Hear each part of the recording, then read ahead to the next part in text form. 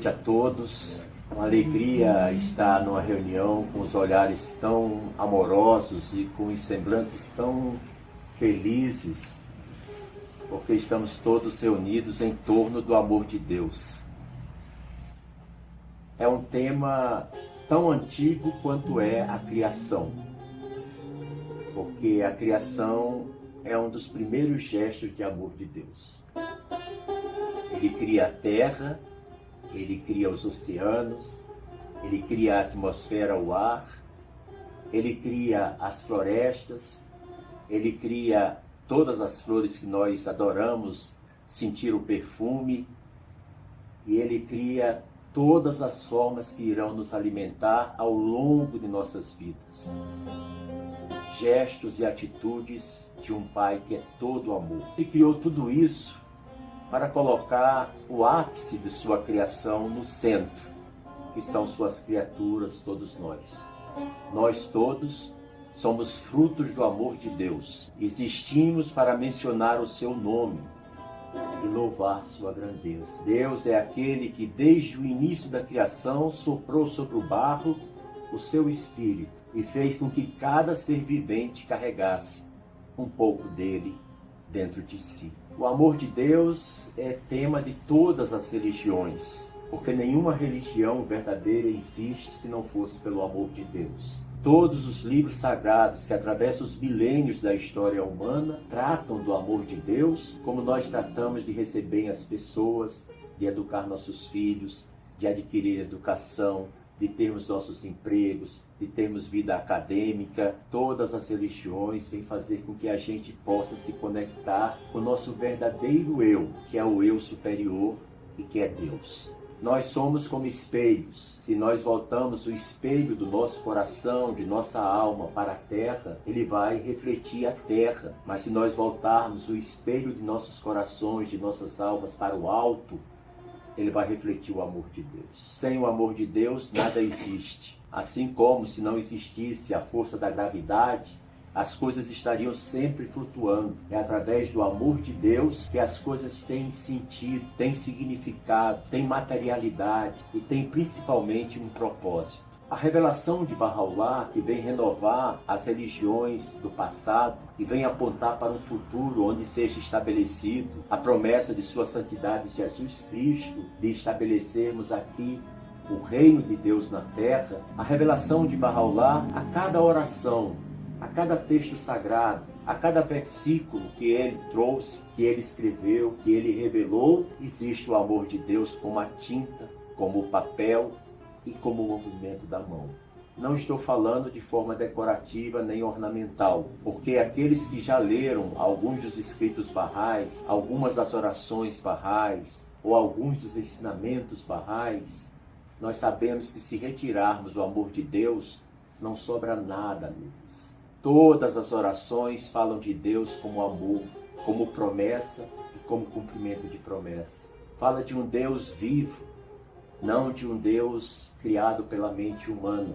Fala de um Deus que supre as nossas necessidades, que acalenta nossos corações sofridos, que nos abraça quantas vezes nós precisarmos, que é o nosso ouvido amigo com o qual nós podemos cochichar segredos de amor para Ele. É um Deus de tanto amor que quando a gente faz súplicas e levantamos os braços, nos dirigindo a Ele e pedimos algo, antes mesmo que a gente desça os braços, Deus já atendeu. O amor de Deus é uma ciência onde Ele mesmo é o professor e nós somos seus alunos, porque Ele é o verdadeiro educador que faz a gente revelar o potencial que cada um de nós tem e que muitas vezes atravessamos o rio da vida sem dar atenção ao nosso potencial, que é acima de tudo espiritual. O amor de Deus faz com que os heróis sejam heróis, com que os mártires amem mais a Deus do que suas próprias vidas. Faz com que os santos, quando querem parar de servir a humanidade, eles sigam caminhando. Faz quando eles querem começar a falar, eles se calam, para que o amor de Deus possa permear. O amor de Deus é um ponto. Os ignorantes o multiplicaram. criaram várias formas de amor, todas elas fugidias, temporárias e com prazo de validade. Assim como a gente vai no supermercado e compra algo e vê se a validade está direito, na alma de cada um de nós temos algo que não tem prazo de validade, e esse prazo é o amor de Deus. É Ele que nos chama para uma existência que nós jamais sonharíamos, como a criança no ventre materno jamais sonhará o que a espera quando ela venha a esse mundo.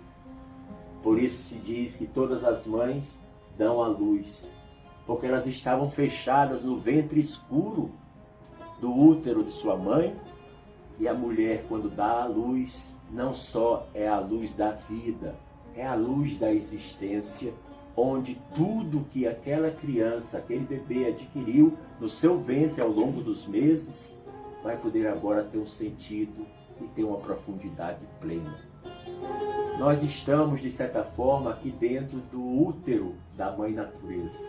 Todos nós estamos envolvidos nesse ventre da Mãe Natureza que Deus nos ofereceu. Assim como a gestação gera, em média, 9 meses para que o bebê nasça, cada um de nós não tem 9 meses. Tem alguns que falecem na hora do parto, tem outros ainda na infância, outros na adolescência, outros ultrapassam os 100 anos, porque cada um Deus deu para ele o tempo suficiente para adquirir virtudes e qualidades. Deus entregou a cada um o tempo necessário para que ele, como um fruto na árvore do amor de Deus, possa amadurecer. Deus deu a cada um o tempo exato necessário a cada um. Então não existe alguém que partiu cedo demais, ou alguém que está demorando muito a partir, ou alguém que não sabe a hora que vai chegar, porque ninguém sabe qual é o prazo da validade. Mas uma coisa é certa: Deus é o onisciente, aquele que é consciente de tudo. Deus é aquele que tudo vê e tudo ouve. Deus é aquele que percebe o amor de uma forma palpável, como nós nos percebemos olhando uns aos outros aqui. Porque Deus, ele é mais real do que qualquer realidade que a criatura possa imaginar. Como esse belo móvel que tem aqui embaixo da TV. Esse móvel foi feito pelo carpinteiro. O móvel pode amadurecer, pode melhorar, pode receber verniz, pode receber pintura, pode mudar as fechaduras, pode mudar de lugar, mas o móvel nunca vai chegar a compreender o carpinteiro. Nós somos os móveis de Deus. Nunca vamos chegar a compreender quem nos criou com tanto amor, com tanta beleza e principalmente com tanta cumplicidade. Uma oração que sempre cala fundo em meu coração é quando diz: ó Deus, Tu és mais meu amigo do que eu sou de mim mesmo. Dedico-me a Ti, ó Senhor. Eu nunca saio de casa sem fazer essa oração. Porque se Ele é mais meu amigo do que eu sou de mim mesmo, significa que as coisas que Deus tem para mim podem ser completamente diferentes das coisas que eu acho boas para mim. Porque Ele me conhece. Ele colocou em mim a bússola dele, o GPS dele. Que todas as vezes que eu me perca nas veredas do meu coração, nos labirintos de minha alma, na escuridão de minha mente, Deus me localiza, Deus me encontra e diz: vem, eu estou te esperando. Por que demoras? Deus é amor. No século XII, perguntaram ao santo de Assis, eu tive a oportunidade de fazer orações na cidade de Assis, na Itália, ainda em 1983. Eu fiz questão de render um tributo de amor a São Francisco. Eu vejo no santo de Assis tantas qualidades de Abdu'l-Bahá, que é o único exemplo de um Bahá'í perfeito que jamais pisou sobre a face da terra.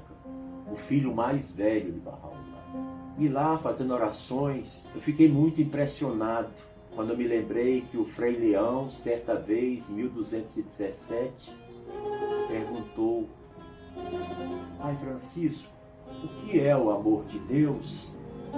Ele estava numa caverna escura, tinham passado fome durante semanas, sentido frio naquele inverno rigoroso da Itália. E todo o tempo eles se alimentavam com orações e meditações.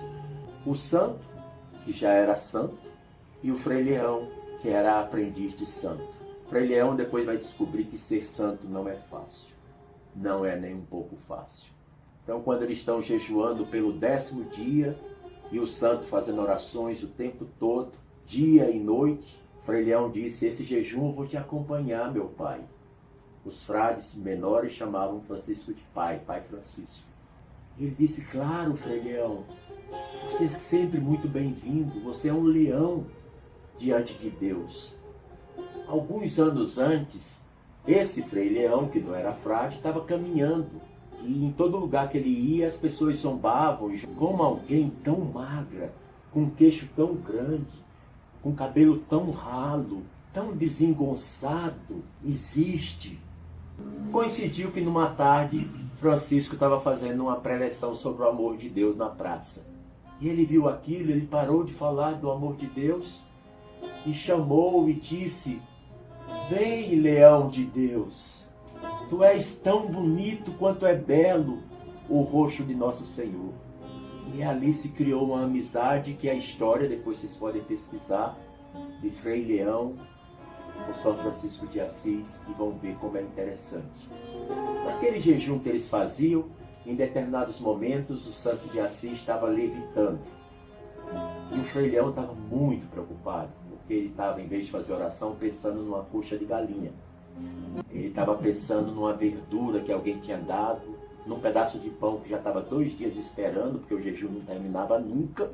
E ele estava assim desesperado. E quando ele olha para o santo está em lágrimas, está levitando. Leão corre para ele e diz: pai, não me abandone, se segura. Como quem vai pegar carona numa evolução espiritual. Depois de um tempo, ele chega para o santo de Assis, que já está muito enfermo, e pergunta: pai, me explica o que é o amor de Deus, eu nunca entendi. O santo olha para ele com tanto carinho e diz: o amor de Deus é como um dilúvio. É água por todo lado, permeando tudo que existe. E a criação toda está dentro dessa água. O amor de Deus, você vê todas as coisas flutuando, tudo em harmonia, porque é o amor de Deus que sustenta o mundo. Então, Frei Leão, quando pensar no amor de Deus, pensa na água, a água da vida. Bem, o santo achou que Leão tinha entendido. Leão passou alguns minutos e pergunta: não dá para explicar de uma forma mais simples o que é o amor de Deus? E o frade fala assim: vamos ver algo mais simples. O amor de Deus, Leão querido, é como um incêndio. É um fogo que consome tudo. Do fogo vem o calor, que é o amor de Deus. Do fogo vem a luz, que é a luz de Deus. Do fogo vem o aconchego, que queima todas as maldades que possam existir no mundo. O amor de Deus é o fogo, Frei Leão. Bem, até onde eu li não conta qual foi o resultado dessa conversa, mas eu espero que o Frei Leão tenha entendido. Ou ele pegou fogo, ou ele ficou afogado no dilúvio do amor de Deus. Eu queria agora falar para vocês alguns minutos sobre o amor de Deus na visão de Bahá'u'lláh. Essa introdução, falando de Francisco de Assis, que sei que muitos aqui vêm da minha tradição, que é a tradição católica, então deve ressoar nos seus corações a história do Santo de Assis, a história de Jesus Cristo, Filho de Deus. E agora vocês poderão conhecer um pouco mais de Bahá'u'lláh, a glória de Deus. Bahá'u'lláh ele surge na Pérsia, nasce num templo humano em 1817. E vai ter uma vida luminosa, inteiramente devotada a falar do amor de Deus a toda a criação. Ele vem renovar o espírito da vida que habita em todos os textos sagrados do passado. É uma história muito bela, de muita dor, de muito sofrimento. É uma história apaixonante, onde você sente de que mais uma vez Deus estava caminhando sobre a superfície da terra. O nome Bahá'u'lláh é um nome muito doce.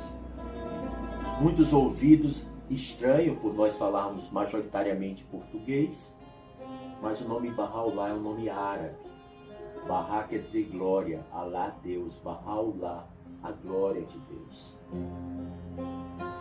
Bahá'u'lláh trouxe então essa mensagem da unidade do gênero humano. E ele nos ensina que para que o mundo seja unido é preciso duas forças: o amor e a justiça. E a gente sente que o mundo parece que está desandando, né? Está tropeçando mais do que indo para frente, porque faltam exatamente essas duas forças de uma forma contundente e impactante: o amor de Deus e a justiça divina. Em 1853, depois de ser muito perseguido, muito humilhado, ser aprisionado, sofrer torturas, Bahá'u'lláh e sua família, na cidade de Teherã, que atualmente a gente ouve falar de Teherã por causa da guerra no Irã, mas Teherã é uma cidade milenar de um país, de uma das mais antigas e mais produtivas culturalmente civilizações humanas, a civilização persa, que tem 2.500 anos de história. Não estou falando do Irã atual, estou falando do Irã quando era Pérsia. E estou me referindo ao Irã do passado, o antigo. Porque hoje, qualquer lugar do mundo que você olhar com os olhos de hoje, você não consegue perceber a beleza histórica que cada cidade carrega, que cada povo traz. Porque o presente, aos poucos, foi se afastando mais e mais daquelas raízes que elevavam as civilizações. Bahá'u'lláh, então, sofreu prisões e sofreu exílios, até que faleceu 28 para 29 de maio de 1892. Mas entre 1853 e 1863, ele esteve exilado no Iraque, em Bagdá. Cerca de 10 anos ele ficou lá. E durante muitas noites, Bahá'u'lláh caminhava à luz do luar, e enquanto ele caminhava, a sua alma era inspirada a revelar versículos maravilhosos, apaixonantes, que Bahá'u'lláh revelou um livro chamado As Palavras Ocultas.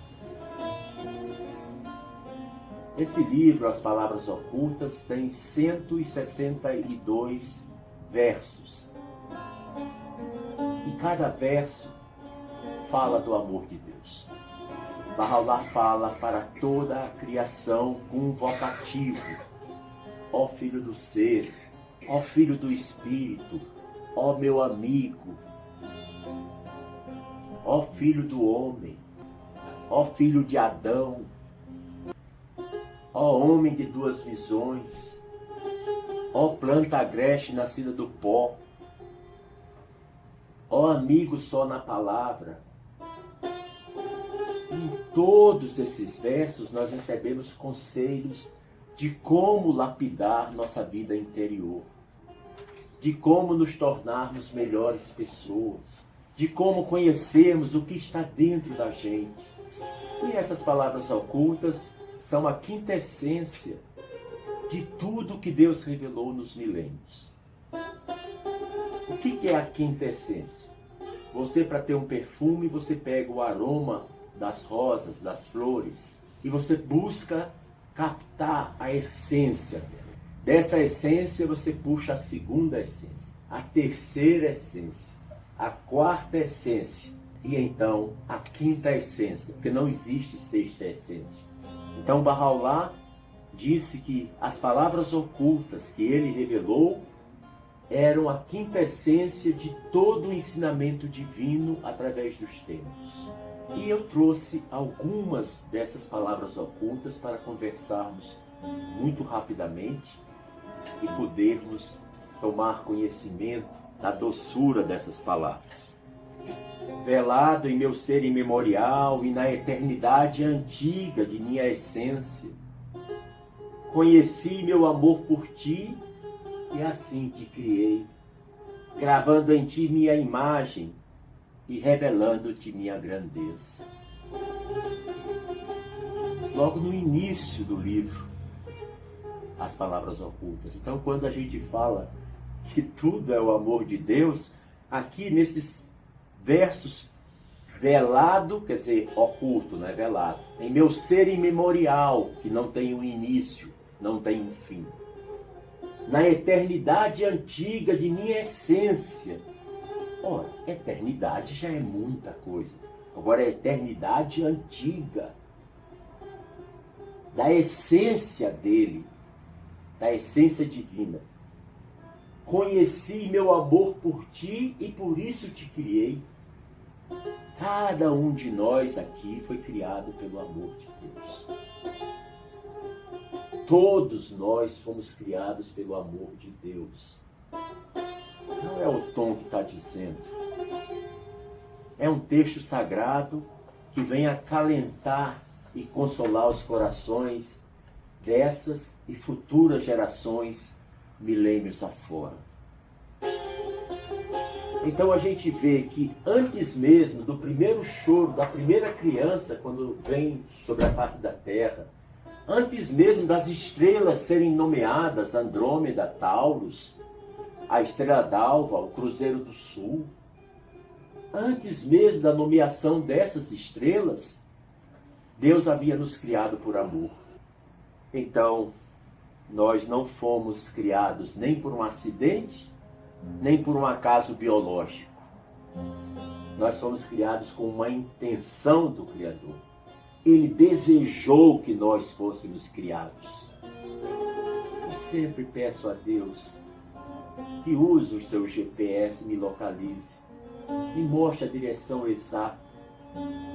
Porque ninguém fala antes de pensar, pode até pensar muito rápido, mas as coisas primeiras nascem na mente e depois se transformam em palavras, intenções, atitudes e ação.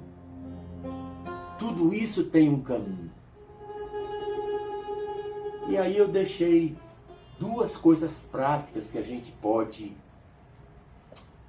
tirar dessas palavras ocultas quando ele diz que nos criou primeiro porque conheceu o amor por nós.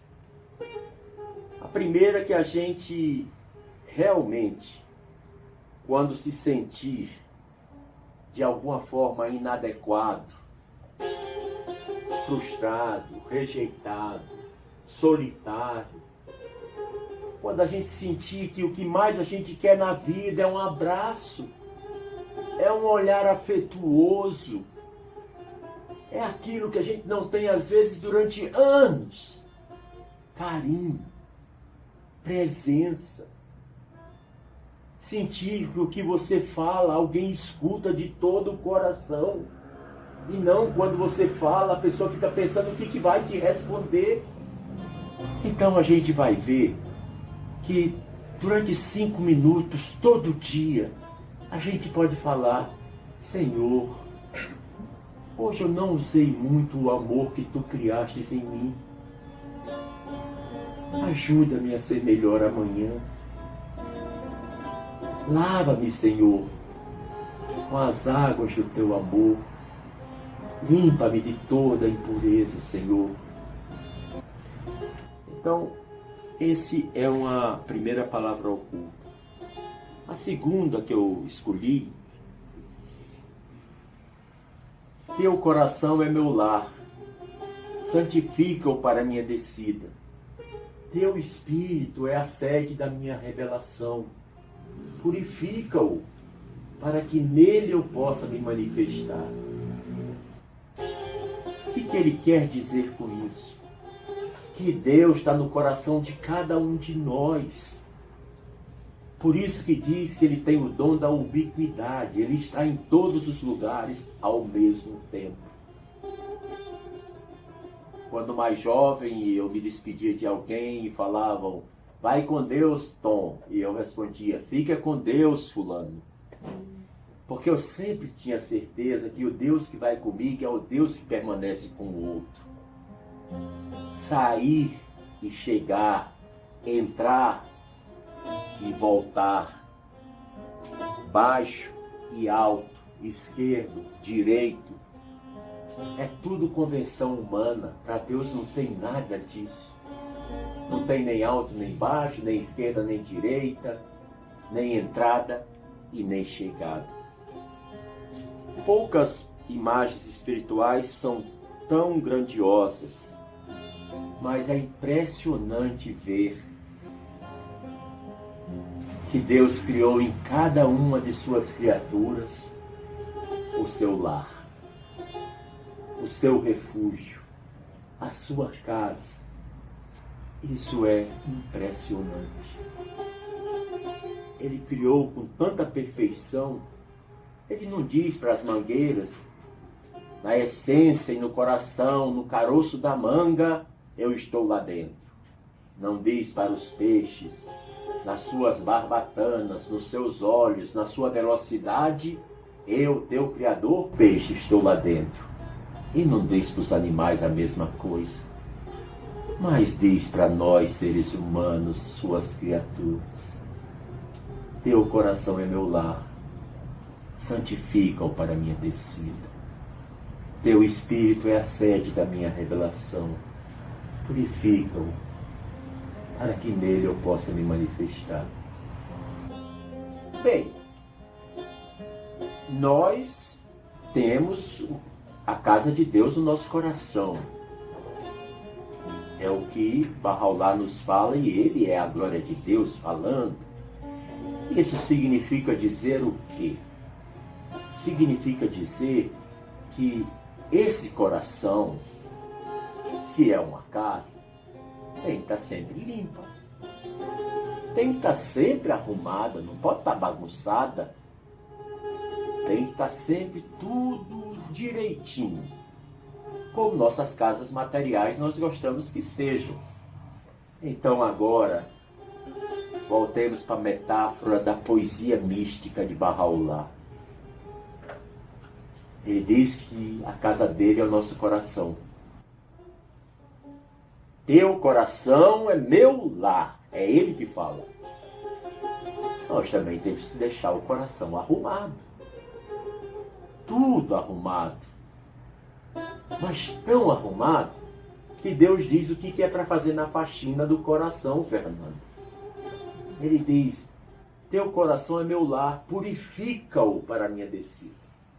O coração não pode ter rancor, inveja, ciúme, não pode ter pensamentos impuros, maldosos, maledicentes. O coração não pode ter mágoa de ninguém, porque ele tem que estar purificado para que Deus venha.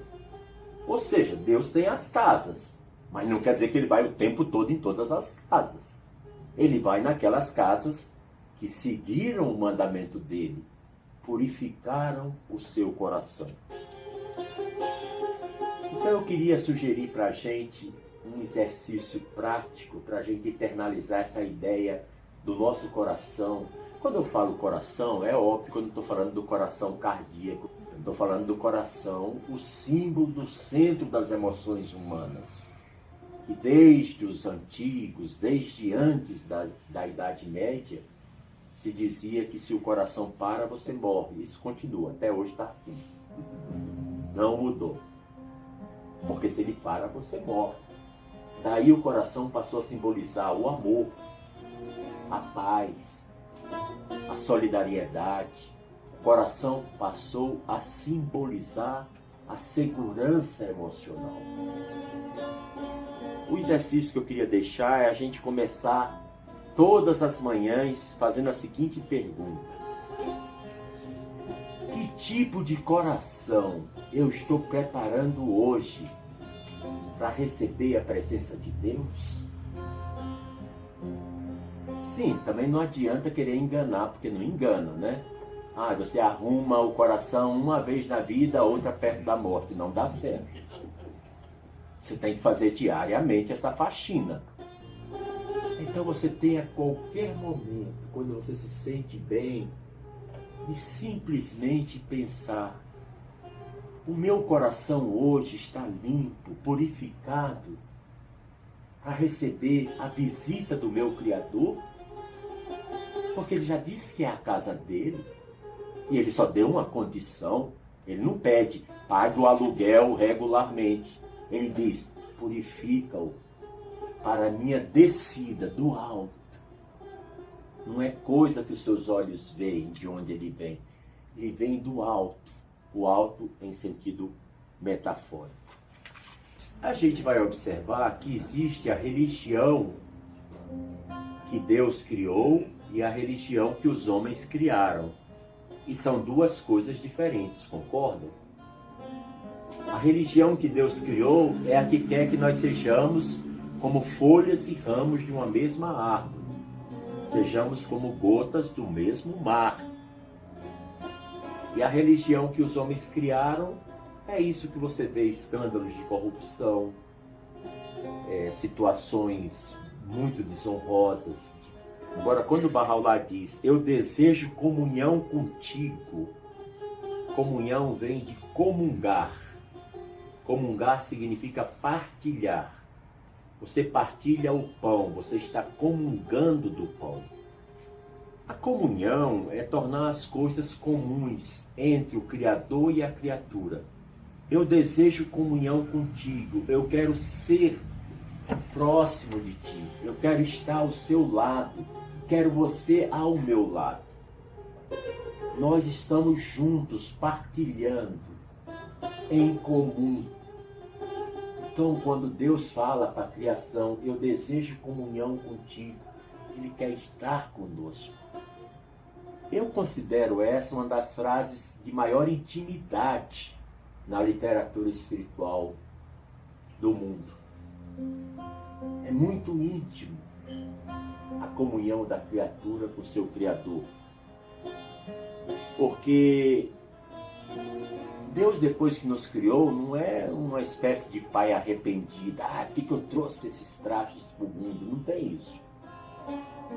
Deus, quando nos criou, Ele não apenas tolera a gente. Deus quer convivência com a gente, proximidade com a gente, intimidade com a gente. E Ele sabe que é necessário ser recíproco. Assim como Ele quer que Ele esteja próximo da gente, Ele também quer que a gente deseje estar próximo dele. Uma via de mão dupla. Então não adianta dizer: Deus, eu sei que tu me amas. Você também tem que, em alguns momentos, dizer: Deus, eu te amo. Eu sou meio desajeitado para expressar, mas você sabe que eu te amo. Mas Deus sabe muito bem que quando alguém fala isso, está querendo enganar, né? Porque todo mundo sabe dizer: Deus, eu te amo. Não é tão difícil. É só refletir o que quer dizer eu, o que quer dizer o ter de Deus e o que quer dizer o amo de amar. Eu te amo, Deus. É isso que a gente está dizendo. Então a gente pode diariamente desligar o celular, tirar a música que esteja tocando, esperar um momento calmo na casa, no trabalho, ou antes de dormir, ou na hora que acorda, e falar para Deus: eu te amo, Deus, eu quero estar próximo de ti. Eu quero muito. Não deixa que o meu desejo se acabe rápido. Então, às vezes, eu não quero passar 5 minutos fazendo oração. Eu prefiro 5 minutos adiantar o episódio de Breaking Bad no Netflix. Exemplos que eu estou dando, mas no cotidiano cada um tem alguma coisa que pode fazer ou não fazer, porque tudo depende da nossa escolha. E aí A segunda observação desse que Deus fala que Ele deseja comunhão conosco é que a gente deixe de fazer orações no piloto automático. Você sabe o que é fazer oração no piloto automático? Ou seja, oração no piloto automático é quando você faz a oração e não presta atenção nas palavras. Você faz como um ritual, falar rápido, como se Deus que tivesse pressa, quando a verdade é que você que está apressado. Então, a segunda observação prática, a gente fazer orações sem ser no piloto automático. Mesmo aquela oração que a gente sempre faz, fazer uma oração que dura 2 minutos, durar 4.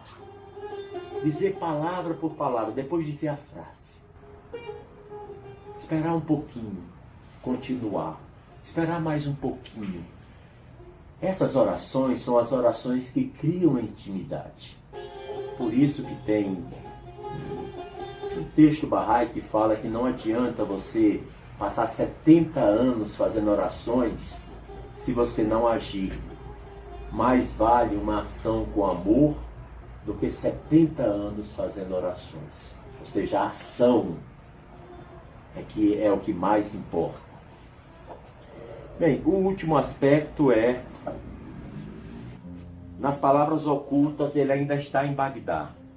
Tudo que se acha no céu e na terra, eu destinei a ti, salvo o coração humano, o qual fiz a habitação de minha beleza e glória. Vocês estão vendo que dialoga com aquele primeiro que eu falei lá no início, de teu coração é meu lar? E com aquele outro que ele fala, né? Eu te criei por amor, eu conheci o meu amor a ti, por isso te criei. Porque as palavras ocultas têm essa beleza extraordinária. Todos os versos conversam entre si. Muitos versos é como aquele professor amoroso que repete várias vezes de outra forma, para que você entenda. Me lembra um pouco a história do Francisco, né? Que explica como dilúvio, água, depois explica como fogo. Mas nas duas coisas ele está falando da mesma coisa, que era explicando o que era o amor de Deus. Tudo que se acha no céu e na terra, eu o destinei a ti, salvo o quê? O coração humano. Não destinou para a gente. O qual fiz a habitação de minha beleza e glória. Que reforço, né?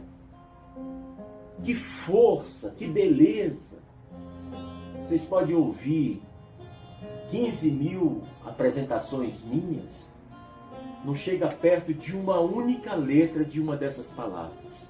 Em poder, em influência e em força. Apesar dele ter criado o coração humano para ele, ele sabe que o coração que ele criou para ele nem sempre está ocupado com ele. Está ocupado com as coisas do mundo. Como se o mundo fosse a meta final de cada criatura depois que Deus o tivesse criado. Aqui vem um sexto exercício prático para cada um de nós. Todo dia, em algum momento, aqueles que ainda usam aquele elemento pré-histórico dos egípcios antigos, um lápis e um papel, foi criado pelos chineses na dinastia Ming, só Deus sabe em que milênio. Quem usa esses aparelhos históricos de uma caneta, um papel, faça uma pequena lista das coisas que ocupam o nosso pensamento diariamente. Claro, sei que eu não vou dizer boletos para pagar, escola dos filhos, relação com meu marido, com minha esposa, minha saúde, Senhor, isso eu passo o tempo todo preocupado com minha saúde física. Ah, meu Deus, a promoção do carro elétrico que eu quero comprar vai acabar e eu não estou com dinheiro. Eu penso nisso diariamente e o gerente não me dá empréstimo. E tantas outras coisas que ocupam o nosso pensamento diariamente. O mês já terminou, mas eu já gastei o que eu vou receber daqui a 2 dias. Como é que eu sobrevivo? Mas a gente poderia, aos poucos, mudar a qualidade dos nossos pensamentos. Começar a pensar, Senhor, como é que eu posso ser melhor hoje com o Tom? Ele é tão chato. Ele me irrita tanto. Me ajuda a ter paciência quando eu encontrar com ele, Senhor. Quer dizer, o Tom quis dizer figuradamente, não estou esperando que vocês levem a sério, né? Não imagino isso, vocês são muito amorosos e pacientes. Mas vocês coloquem a pessoa que vocês acham que tem qualidades que vocês não acham legais. Por que que você não pode colocar na lista que você quer mudar esses sentimentos em relação a essa pessoa? Ou pensar em outras coisas. Eu estou conseguindo fazer todo dia 5 minutos de celular. Eu anoto 5 minutos para ele despertar enquanto eu estou fazendo minhas orações. Se a oração não terminar, na hora que o meu iPhone ou o meu Galaxy estiver tocado, eu fecho tudo e vou embora. Mas eu cumpro meus 5 minutos. É assim que se criam os hábitos.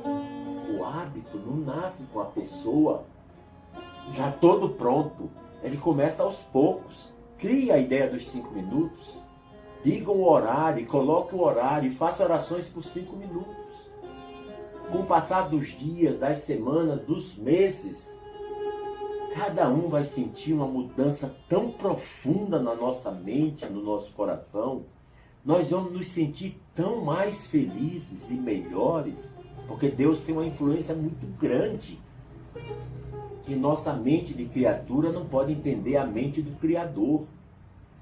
Então comecemos com 5 minutos e depois vamos subindo. Até o tempo que a gente achar que é necessário.